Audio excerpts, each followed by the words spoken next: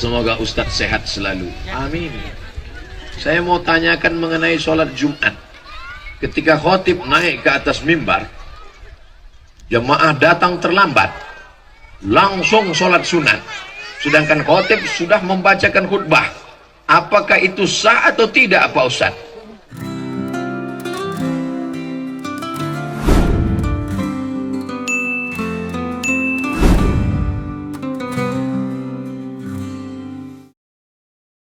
Syukron. Belum dijawab, udah syukron. Syukron Ustadz Somad sudah berkenan datang di tanah Sukamara. Saya ibu dari Mendawai. Bagaimana hukum perempuan yang sudah pakai kerudung tapi pakaiannya masih celana panjang, rok potongan, kerudung masih terlihat dadanya, sudah termasuk syariatnya apa belum? Belum. Kerudung perempuan itu menutup dari kepala sampai ke ujung kaki. Kalau nggak bisa sampai ke ujung kaki, sampai ke pinggang. Nanti di bawah sambung lagi pakai kain panjang. Syaratnya mesti longgar, jangan sempit sampai menjerit paha minta tolong. Allah. Dia yang berjalan, kita yang takut. Takut pecah. Gimana nggak pecah? Celana untuk umur anak 8 tahun dipakai emaknya 58 tahun. Sampai sebesar batang kelapa. Itulah disampulkan. Dokter sudah melarang jangan pakai celana sempit, celana legging karena darah tidak mengalir. Tapi prinsip orang kita biar sakit asal gaya. Akhirnya mati gaya. Oleh sebab itu jangan lagi pakai celana sempit, jilbab panjang. Ini ada jilbab namanya jilbab sakratul maut. Dililitkan ke leher. Sampai melihat ke bawah pun nggak bisa. Dan lagi, jilbab itu harus menutup dada, ketutup dada, sampai ke bawah. Yang kira-kira kalau diturunkan tangannya tenggelam ke dalam. Tangannya boleh kelihatan, nggak apa. Yang udah pakai cadar, bagus. Jangan ejek orang pakai cadar. Istri Nabi pakai cadar, sahabat Nabi pakai cadar. Yang pakai jilbab, bagus. Yang pakai cadar, bagus. Jangan kelahi. Kalau yang pakai jilbab sama cadar kelahi, nanti ketawa yang nggak pakai kain. Mudah-mudahan ibu-ibu yang selama ini pakai celana sempit berubah pakai rok panjang. Kecuali polwan. Polwan nggak apa-apa pakai celana. Gimana dia mau ngejar maling pakai rok? Itu kan karena tugas. Harus logik juga. Satpol PP perempuan razia kaki lima, pedagang-pedagang, lari satu orang, dia pakai rok, sebentar ya. Dan dibayangkan, nanti ketawa sendiri. Semoga Ustadz sehat selalu. Amin. Saya mau tanyakan mengenai sholat Jumat.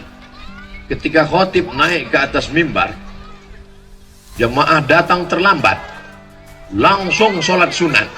Sedangkan khotib sudah membacakan khutbah. Apakah itu sah atau tidak, Pak Ustadz?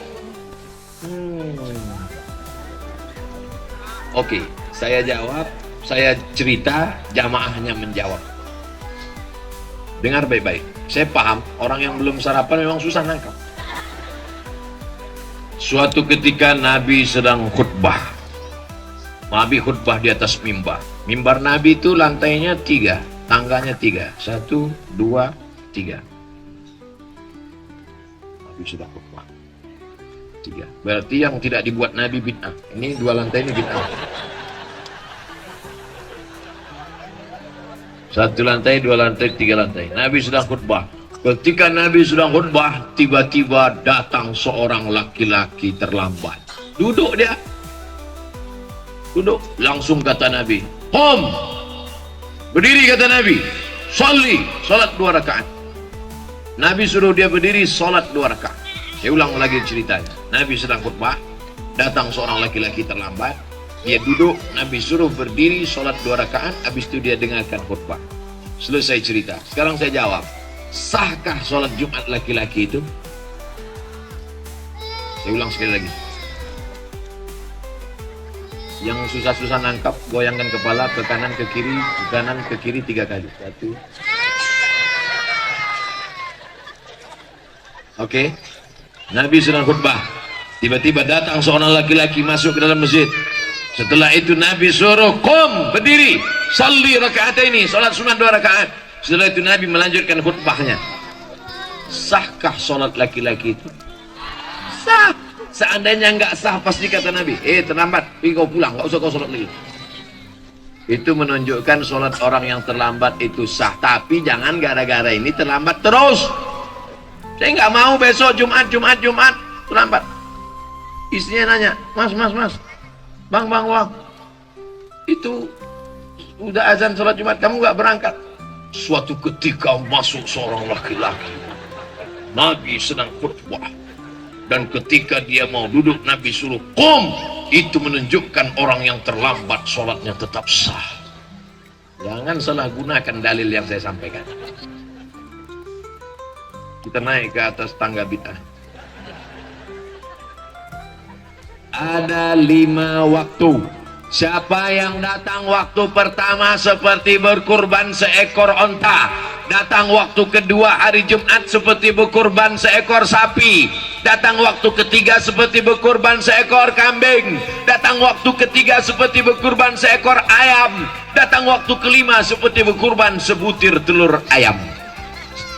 Setelah khotib naik mimbar, tutup buku. Sekarang banyak orang hari Jumat, jangankan telur ayam, telur puyuh pun tak dapat. Khotib sudah naik, baru dia datang. Jangan terlambat. Tapi kalau karena satu dan lain hal terlambat, sholat Jumatnya tetap sah. Jangan langsung duduk. Terlambat, jangan langsung duduk. Sholat sunat 2 rakaat dulu. 2 rakaatnya itu niatnya apa? Qobliyah Jumat. Kalau sholat qobliyah Jumat otomatis dapat tahiyatul masjid. Tapi kalau tahiyatul masjid nggak dapat qobliyah Jumat, maka langsung qobliyah Jumat. Jangan di depan khotib. Udah terlambat di depan khotib. Allah. Ayatnya Yasin. Pakai baju kaos, tertulis di belakang. Emang masalah buat lo? Ini nantang namanya. Udah terlambat, kok carilah pojok-pojok. Ini harus dijawab serius karena diketik, di print dari rumah. Untung nggak dibingkai. Nama saya sensor, nggak boleh sebut. Menjaga kode etik. Dari Kelurahan Mendawai, Sukamara. Bagaimana menyikapi orang nganggap sholat dan puasa tidak wajib karena dia menerapkan ilmu hakikat? Kalau dia hidup di zaman Abu Bakar, Umar, Utsman, Ali, ini kepalanya udah lepas dari badan. Nasib baik kau sekarang hidup di zaman Pak Bupati Sukamara. Kalau dulu kau hidup di zaman Abu Bakar, Umar, Utsman, karena sudah menganggap sampai ke hakikat lalu meninggalkan syariat. Apakah pernah Nabi Muhammad meninggalkan sholat agak sekali saja? Nabi sakit keras 5 hari menjelang meninggal. Nabi meninggal hari Senin, hari Rabu, Kamis, Jumat, Sabtu, Ahad, Senin. Hari Rabu Nabi sakit keras, diambil kirbah. Kirbah itu kulit kambing yang dijahit tempat air minum, disiramkan ke wajah Nabi 5 kirbah. Nabi tersadar dari pingsannya. Apa yang dibisikkan Nabi? Bawa aku sholat berjamaah. Nabi dijamin masuk surga. Hakikat, syariat, tarikat, makrifat menyatu dalam diri Nabi. Al-haqiqatu bila syariatin batilah. Orang yang ngaku hakikat meninggalkan syariat batil. Wasyariatu bila haqiqatin atilah. Orang yang hanya syariat meninggalkan hakikat sia-sia. Oleh sebab itu ciri ulama ahlus sunnah wal jamaah adalah dengan melaksanakan sejalan antara syariat dan hakikat. Ini majelis ulama mesti memanggil orang ini. Kalau dia guru, ini murid-muridnya berbahaya. Kalau satu orang nyasar nggak apa-apa. Ini supir truk nyasar, habis sama brondolnya ikut nyasar. Kalau ada yang mengajarkan begini, mesti dipanggil. Kenapa? Abu Bakar, Umar, Utsman, Ali, Tol'ah, Zubair.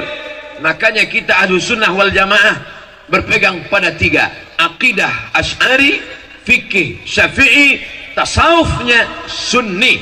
bukan tasawuf falsafi. Tasawuf siapa? Tasawuf Abu Hamid Al-Ghazali dan Junaid Al-Baghdadi. Tarekatnya Naqsyabandi, Abul Hasan Syazili, Rifai, Abah Gurus kumpul tarekatnya Samaniyah. Mereka tetap melaksanakan syariat tanpa meninggalkan syariat. Maka kalau ada orang mengaku-ngaku hakikat meninggalkan syariat, kamu kenapa nggak sholat? Sholat itu hanya syariat saja, saya cukup sholat batin saja. Kamu nggak puasa? Puasa itu syariat, saya cukup puasa batin. Pas siang makan. Kalau gitu kau makan syariat aja, makan hakikat. Nanti istrinya nanya, kamu nggak masak? Saya masak hakikat saja. Oh, makanlah kuali hakikat. Paham? Enak ceramah di Sukamara nih. Orangnya cerdas-cerdas. Assalamualaikum warahmatullahi wabarakatuh. Ustaz Abdul Somad. Semoga Allah melimpahkan rahmatnya kepadamu Pak Ustadz. Lebih utama mana antara bayar pajak atau zakat mal? Bayar dua-duanya. Orang bijak taat pajak. Yang nggak mau bayar pajak dipijak-pijak. Saya bayar pajak. Dan alhamdulillah syukurnya di negara kesatuan Republik Indonesia, siapa yang bayar zakat maka pajaknya dikurangi dengan syarat bayar zakatnya di Badan Amil Zakat Nasional. Ada surat keterangan stempelnya, nanti ditunjukkan di kantor pajak, maka pajaknya berkurang. Ustaz tahu dari mana? Jamaah. Assalamualaikum Ustaz Somad. Waalaikumsalam.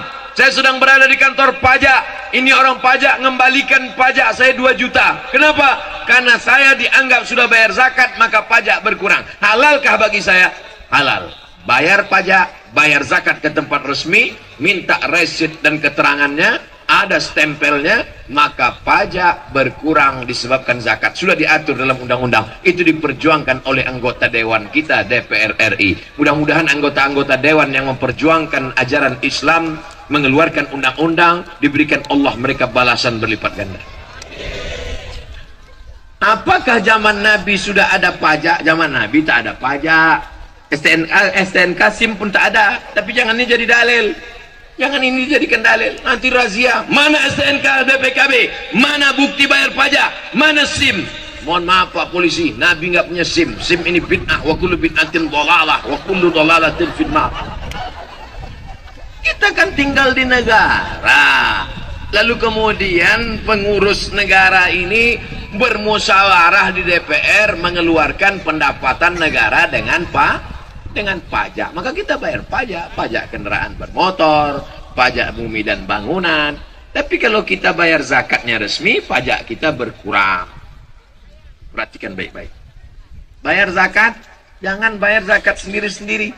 Bayar zakat ke Badan Amil Zakat Nasional Sukamara. Kertas terakhir.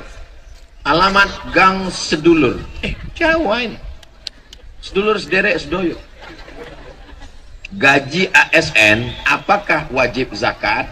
Jangan cerita gaji, karena ada orang gajinya 2 juta, pendapatannya 20 juta. Kenapa begitu? Hitung total semua, gaji, SPPD, tunjangan, uang tunjang, uang sipak, uang sundul, uang tanduk, uang sikut, total semua. Gimana cara ngitungnya Pak Ustaz?